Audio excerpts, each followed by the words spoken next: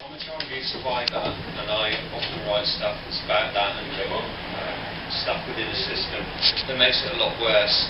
And this next piece I'm going to read you, it's just about when you're programmed to feel selfish when you're not actually selfish, when you're doing something good. And a couple of people I know that spoke out about child abuse were called selfish. And I read this piece. It's called "You Call Me Selfish." You call me selfish, yet I am open to it all, the glory and the pain. Do not so because I am vain. And but for all the glory, I could not return to what could have been.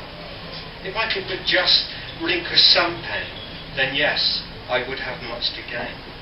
And on that day, you could come back to me and call me selfish, but it wouldn't matter as much to me, because on that day, my friend, I would be free.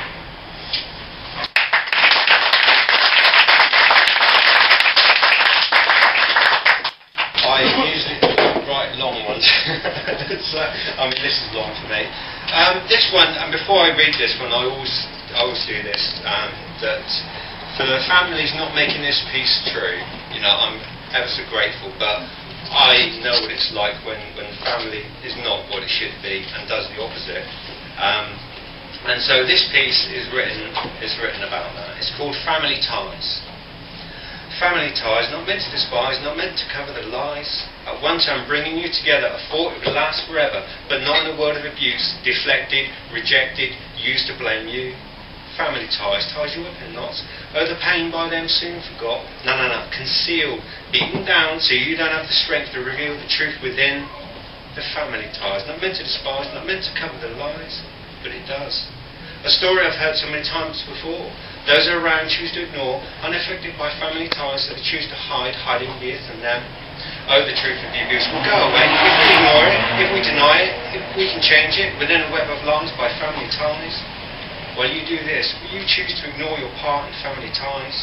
It didn't tie, it chained us down within the family line, denying the power of family ties. In one last attempt with self-respect, I cry out and say that you abused us once more.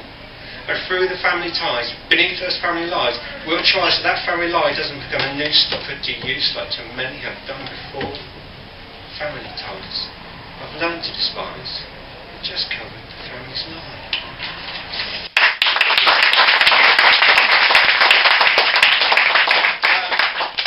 All I do is I don't want to take people down. I want people to know they're not alone. People that feel this, that can't write, can't speak, or haven't got a voice. The next piece I'm actually going to do is I actually, in my lowest points, because I have serious health problems because of it, I actually never rung the Samaritans or the like. But I did ring them on 4 times when I wasn't at my worst point. And the one time I remember I rung them, it was nothing that happened. I had a chip hand fire, the only time I've ever had it, and there was smoke everywhere and I inhaled it and I thought I was dying. And I was very vulnerable, and I actually rung the Samaritans.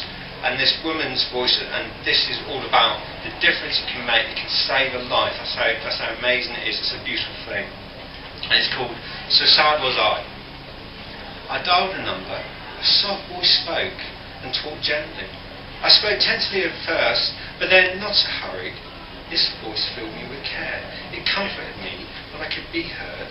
Listening intently, ever so gently, a voice of understanding. At last, a short time passed, as I gasped at the pain. The pain was no longer alone. This beautiful voice had filled me with warmth, and before I knew it, an hour was over. Time spent rebuilding my faith. I spared a thought for the others of me too, for I could have talked all night. This voice would let me. This voice could hear me. This voice could see me. This voice told me all this. It was then I knew that this voice said I was someone.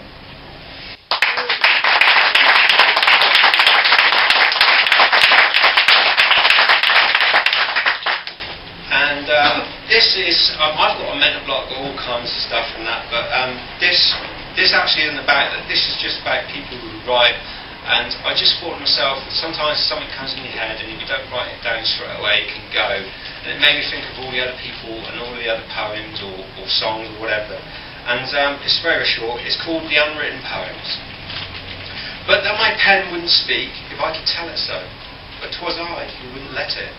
Oh, if I could read you all the unwritten poems of those other poets you know, I would have words for every moment of the day, and no moments enough to begin to say what those poems so wanted to.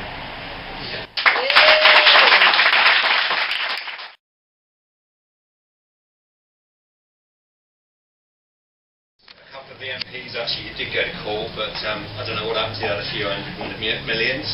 I'm going to read it because I did it last time. It's called Familiar News. Have you watched News 24 as they find a million different ways of telling you what they've told you before, and it still sounds the same? Have you ever listened in at question time when they find a million different ways of telling you what they're going to do, but it all sounds suspiciously familiar to what they said they'd do before?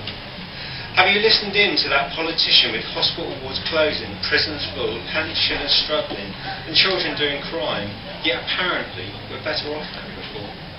Have you ever wondered what fraction they use to come to that calculation? Myself, I think, you must need some real imagination. Have you ever listened to the other political parties telling you you were better off with them?